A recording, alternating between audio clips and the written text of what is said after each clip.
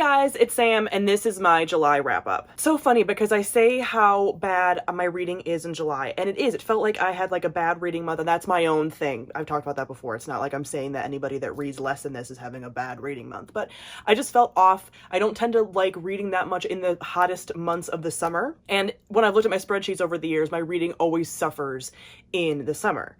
However, I still read 9 books this month. But it doesn't feel like I did because I had multiple days this month that I didn't read at all.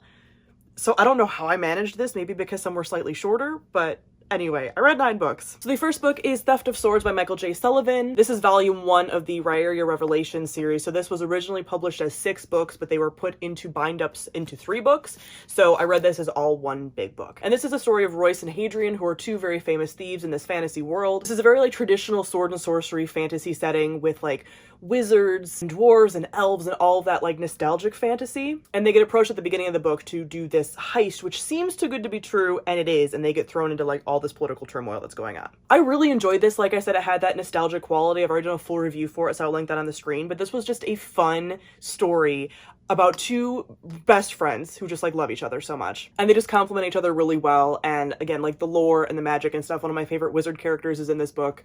I really enjoyed it. I'm going to continue in this world. I gave this 4.25 out of 5 stars. I then read The Deep by River Solomon. This is a novella that's inspired by the story in folklore of mermaids being really the descendants of African slaves who were thrown overboard pregnant, and they gave birth to people who became like a mermaid culture. And in the story, everyone gives their history to one person, and they hold all of that generational trauma and history, and then once a year, they let everyone experience it. And it's supposed to be a way of like sheltering everybody, but this character that we do follow, who is the current keeper of all of the history, is so traumatized by it and is basically like chronically ill over it and doesn't want to experience this anymore. Like it is tearing them apart and like killing them slowly. So we follow them as that ceremony is about to start and what happens with that.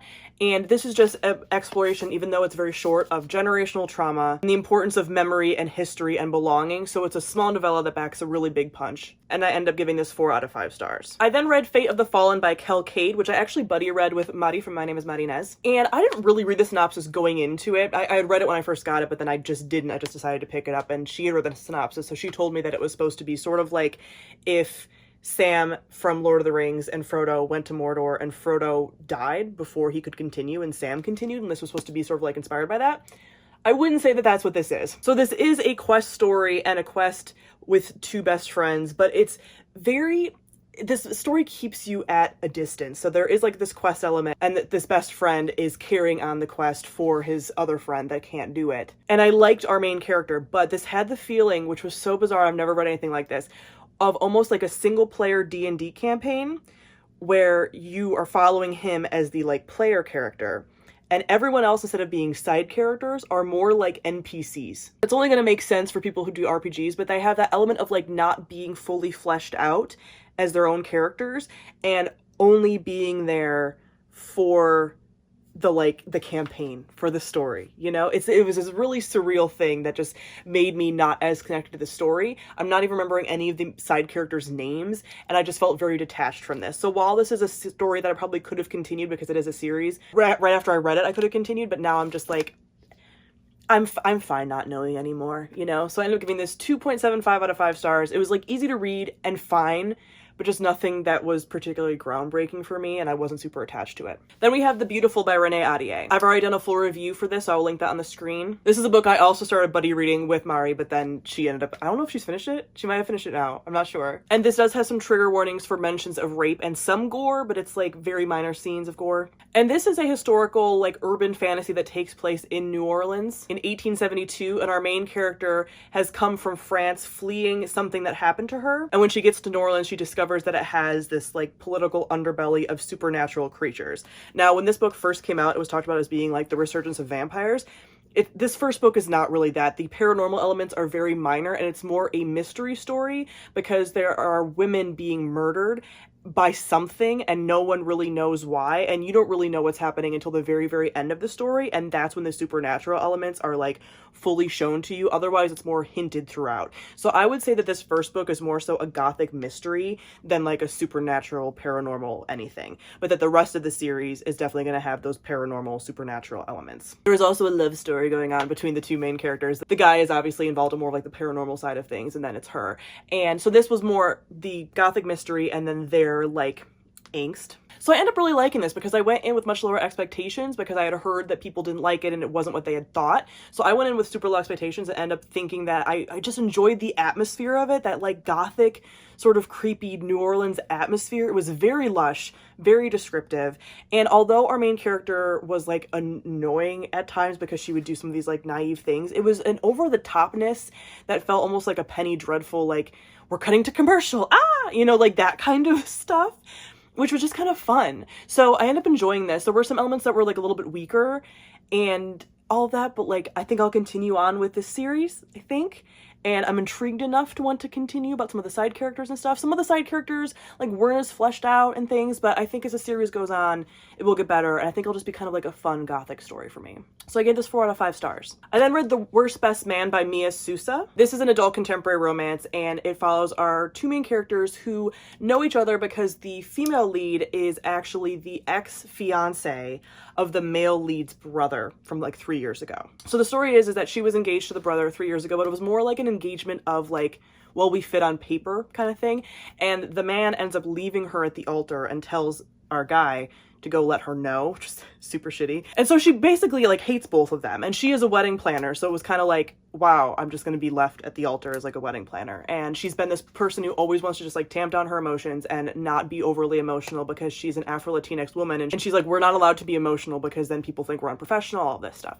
So 3 years later, her and the guy end up getting teamed up to work on a project together for a major hotel where she might be the like wedding planner on staff and he's the marketing manager, and they have to team up to present the whole idea and potentially get her this job. So it's sort of like they have history but not really, hate to love.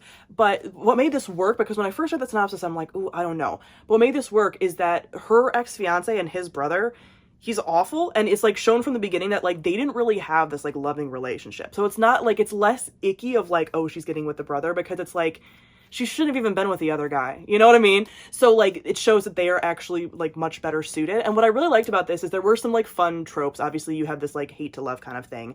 We have this like only one bed scenario, having to go to like a bed and breakfast and pretend to be a couple, like these romance tropes that are great. But what I really enjoyed, and it was funny because there was a thread on Twitter like a couple months ago, I want to say, about this, the sex scenes were so relatable. There were moments that like he couldn't get her bra unclasped. He has his pants like half down and it like trips over them. Like things that happen in real life, and people in this thread were saying that like, oh, romance books are never how like sex is in real life. And I was like, this awkwardness, like this stuff happens.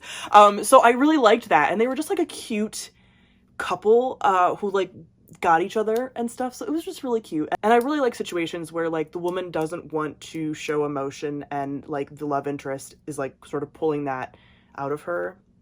It just hits me. So I gave that one 3.75 out of 5 stars. I then read How to Be Antiracist by Ibram Kendi. And this is a nonfiction story because the author is a race historian, I guess you could say. And he's written a number of books on racism in America specifically. So this is what the title says. It's How to Be Antiracist. And he talks about what anti-racism means and how anyone can be racist or anti-racist, and the same person can do a racist thing and then an anti-racist thing, like, and how it's not just like, oh, you just become anti-racist and you stay anti-racist. It's like a constant thing that you have to do and acknowledge and grow and be a part of and learn and everything. And what I really liked about this is I listened to it on audiobook, which I highly recommend, but I also want to get a physical copy because I love listening to him on audiobook because the author narrates it. But then there's so many things that I wanted to reference and go back to, so I'm going to get a physical copy. But he covers so much. So he covers like the history of racism and how these things were formed, and then even his own history with racism and how he was raised and how that impacted everything and how his parents impacted things. So that's really cool. Then it even goes into like colorism and ethnicity and how that affects things, and gender and sexuality, and like racial spaces and all of this. So it's really intersectional. I think the only thing that he didn't cover, I would say, would be like disability and how that overlaps. But otherwise he covered like basically all of the different topics that race then overlaps with, and how different levels of oppression can then build up, and how people can be racist against each other in different ways. And it was just really interesting. Some stuff like I already knew because I, as a social worker, have to take like a lot of like race and racial justice classes throughout grad school, but just the way he phrased it, especially for somebody that if they were newer to it, I think this would be good for people who are new to this kind of topic and people who are experienced with it. Like he does a good job of using like repetition to get his point across, which is why I really liked listening to it on audiobook, and just very simple. Like he really just does boil it down and give you a lot of background. And he also talks about like how he feels, in his opinion, how we can move forward more with being more anti-racist and having anti-racist policies and what we can do to enact that change. So I loved this, if you can't tell, and I gave this 5 out of 5 stars. I do plan on reading his other books, but he does reference how even his opinion has changed since writing some of his older books. So it's just cool, and I really enjoy him. So I'm going to read more from him and get a physical copy that I can tab up. I then read Bone Crier's Moon by Catherine Purdy. This was my Patreon book pick, so every month my Patreon supporters get to vote in a poll for a book that I will read and review that month. I've already done a review for this as well, so I'll link that on the screen. But if you're interested in my Patreon at all, I will also link that, and that's linked down below if you want to check out all the perks you can get. And this is the first book in a YA fantasy duology. It follows 3 perspectives. One is of Elise, who is our bone crier. So bone criers are like magical women who ferry the dead. There's like a complex magic system where they do this, but they ferry the dead. And one of the things they have to do in order to become initiated is to kill their like one love who's brought to them during this ritual. Bastian, who's our other main character, gets involved in Elise's ritual and kind of messes things up because he is there because he's basically been like trying to find a bone crier because he saw a bone crier kill his father when he was a kid. So he has this whole vengeance quest. And then our third main character is Sabine, who is Elise's best friend, and she like doesn't even want to be a bone crier and doesn't want to do all like the things you have to do to be a bone crier, but she gets pulled into this because she's supporting her best friend, and everything kind of goes from there. So I liked this because it has a lot of things like thematically and with the world building that I really like. So it has women who get a lot of power from both animals and the moon. There's a lot of imagery with like owls and stuff. They worship gods who are like the god of the moon and the god of the underworld, and those two gods in the mythology are like in love but separated, so love that. And then we have this whole like fated lover thing and being like pulled apart by circumstance and like possibly having to kill each other, so it's almost like an enemies to lovers thing. There's a lot of elements here that I deeply enjoy. However, I thought some of the pacing was like a little off, and some of the other like background characters were just like not super well done. Like our main characters Sabine and Elise, they have a really strong female friendship, but then the other female characters were like, there was one that was really tropey with like being jealous of Elise, and it felt very like Mean Girl. And then there's a villainous sort of antagonist other female character who is motivated only by like the love of a man, and it was just like really weird. I didn't know why these stereotypical tropes were being used because they were just like kind of lazy. And then there was some lazy stuff with the world building too that just kind of felt like half-baked. And even though it was like this own world mythology, there were some things added in from like Western society that I was like, why? So I talk about that more in my reviews. So I liked this, and like I liked their dynamic, but I wasn't like super invested. So I think that I will probably continue with this series, but I don't know. It's one of those that like if I had the second book right now, I would probably read it shortly, but it's not out yet. So who knows? So I gave this 3.75 out of 5 stars. I then read Akata Witch by Nadia Korafor, and this was our House Out book club pick for last month, so we do have a live show on my channel that I will link for you to check out where we discussed it. There are trigger warnings in here for some fat-phobic language and some mentions briefly of child abuse, but this is the first book, and I believe it's going to be a middle grade duology because there's only 2 books out, and I think it's done. But it follows the main character of Sunny, and she is an albino black girl, and she was born in America, but her family's Nigerian, and she was raised in Nigeria from like a younger age, and I think she's like almost 13 now. And she ends up having these like weird magical experiences, and she ends up meeting a new group of friends and getting pulled into their circle and discovering that she is what they call a leopard person, which is like a magical person in this world, and they do juju, which is magic. So she gets recruited into this, discovers that there's a whole other world and that she has a history with this, and gets pulled into like the big magical battle that's sort of happening there. So I ended up really enjoying this. When this first came out years ago, because this was out in like 2011, I didn't hear like a ton about it, and people kept comparing it to like it's an African